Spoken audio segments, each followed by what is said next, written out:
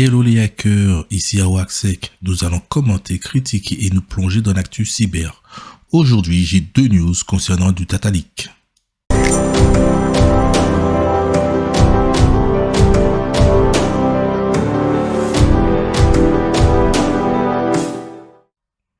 Regardons cela ensemble. Première news, les données médicales des Australiens se retrouvent dans la nature après une cyberattaque. Les hackers de Medibank, l'un des principaux assureurs privés d'Australie, sont passés à l'action le mercredi 9 novembre et ont publié sur le dark web une partie des données médicales volées le mois dernier, alors que l'entreprise australienne avait refusé de payer la rançon. Il ne faut jamais payer la rançon puisque ce sont des données numériques. Qui dit numérique dit des données qui pourraient être copiées ailleurs. Les données comprennent des données personnelles telles que des noms, des adresses, des dates de naissance, des numéros de téléphone, des adresses e-mail, ainsi que dans certains cas les numéros de passeport d'étudiants internationaux et les données relatives aux demandes de remboursement de soins de santé. Alors déjà, les données de passeport, c'est assez chaud, puisque là, on peut faire de l'usurpation d'identité.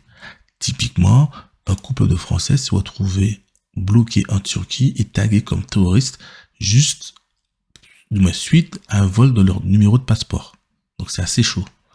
L'assureur a néanmoins démenti les affirmations selon lesquelles les dossiers publiés incluaient des données relatives au traitement des personnes atteintes du VIH.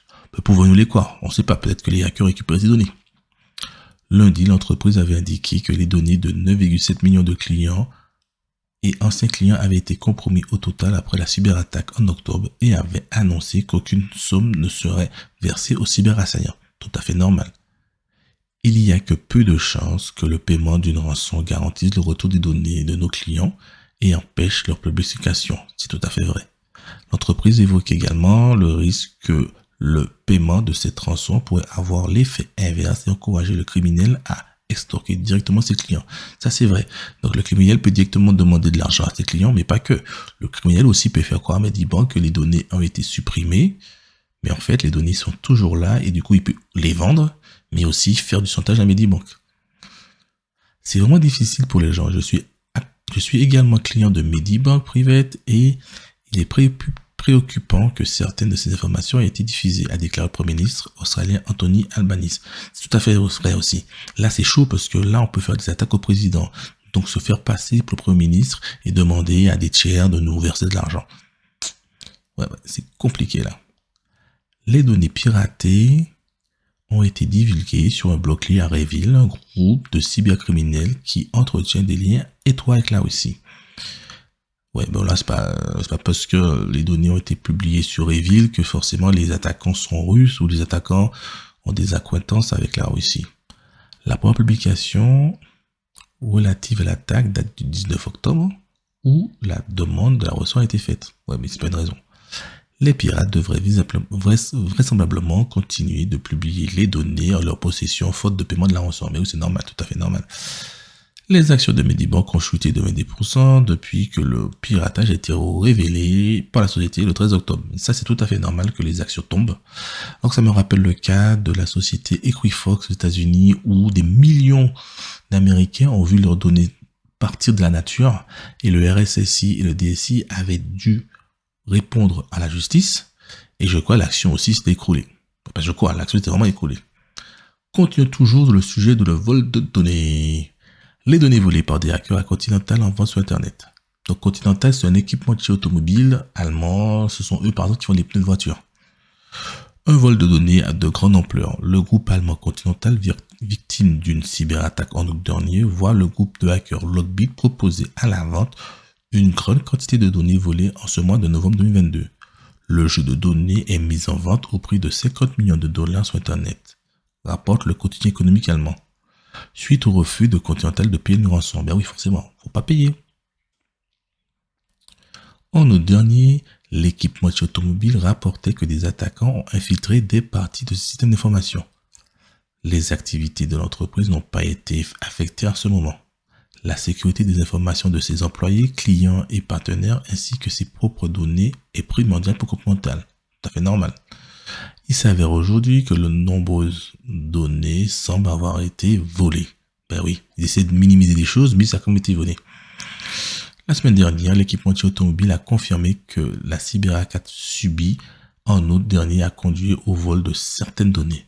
Il a confirmé enquêter sur ce vol de données, mais a refusé de commenter les informations rapportées par les médias selon lesquelles elles auraient été mises en vente par les pirates. Ben là, il semble que si, il y a 50 millions de dollars.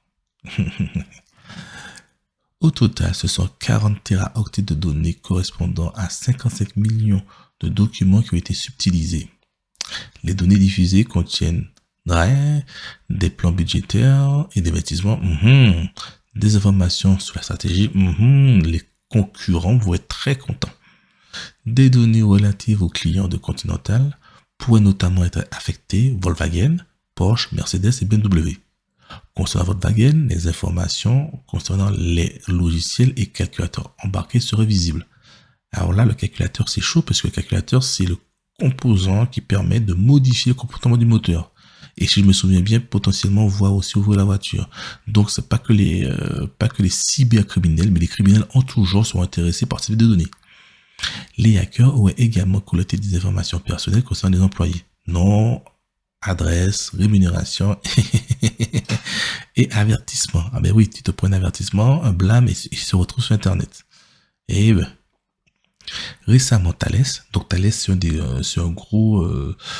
un gros industriel français, a reconnu avoir été victime du même rançongiciel, Lockbit, qui s'est imposé comme l'un des malwares phares de la cybercriminalité. Ben oui, ce logiciel est également soupçonné d'avoir été utilisé dans la cyberattaque contre le centre hospitalier sud-francilien en fin du mois d'août. Oui, c'est la cyberattaque qui a concerné l'hôpital de Corbeil-Essonnes, en Île-de-France, où une partie de leur SI a été paralysée, et pas que le SI. Des patients se sont vus réattribuer d'autres hôpitaux. D'avoir visé la Poste Mobile en juillet ainsi que le département de l'Ardèche il y a quelques mois plus tôt. Donc du coup, là on a du gros leak, on a du gros leak. Donc en Australie c'est compliqué là, c'est chaud leurs données là. Donc surtout au niveau des passeports c'est assez raide. Allez, ainsi vont et viennent les infos cyber. Merci de m'avoir écouté et donnez-moi en commentaire votre avis. Ciao.